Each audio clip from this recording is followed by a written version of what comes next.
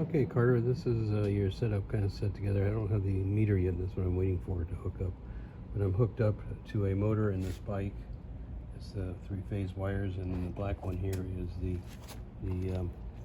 encoder wire for the motor. So that's all that's coming from the motor. That's a meter there. Okay, so and here's your wiring harness. We're going to use all the connectors in it. As you see, I have them all in ID'd, the ones we need in particular. Okay, and over here we're hooked to the three phases. You can't read them because it's underneath the thing, but simple way to remember the color code on this is blue goes to U, yellow goes to W. Green doesn't have a reference, so those two are W's in yellow and U's in blue. Okay, so that's those three, that direction, and work properly. I have a temporary battery on here, 72 volt, 100 amp hour. 100 amps, not 100 amp hour. It's a small little battery. Okay, and then there's the switches over here, your on-off switch, and the 1, 2, and 3 mode switches, and then the sport switch, and then your throttle. Okay, and I haven't put the good tune in this yet, but it doesn't matter for testing right here. So coming over here to our to the computer program, this is the display.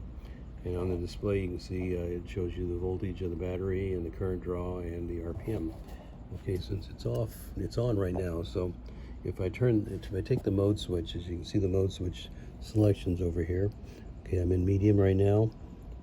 If I go to low, it goes to low, medium, high, and then sport. Okay, and so sport comes on and off no matter what the other modes are. It takes precedence, so if I have medium and I go to sport, it goes straight to sport. And turn it off, it goes back to low, medium where it was. Okay, anyway, that's your mode switches. Okay, here's a fault list.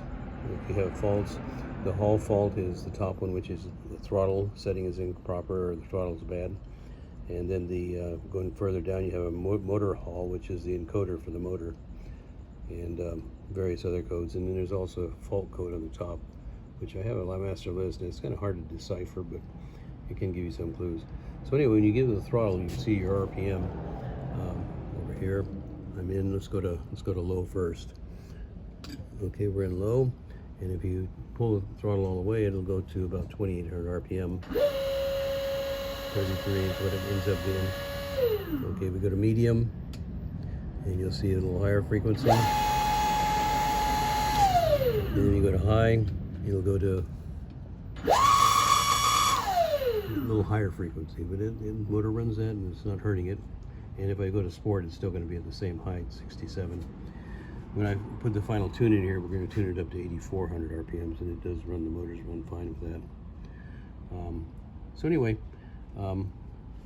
again, the handlebar throttle.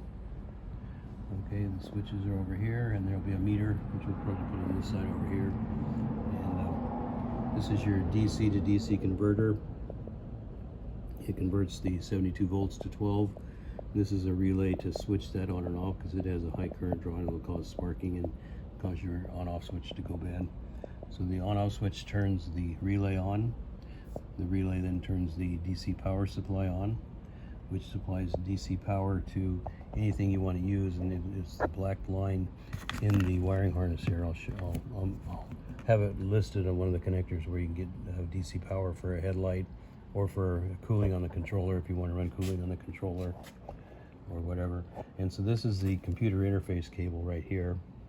It goes and plugs into this cable over here, which I have marked computer. I have this cable marked computer also. So we're getting close.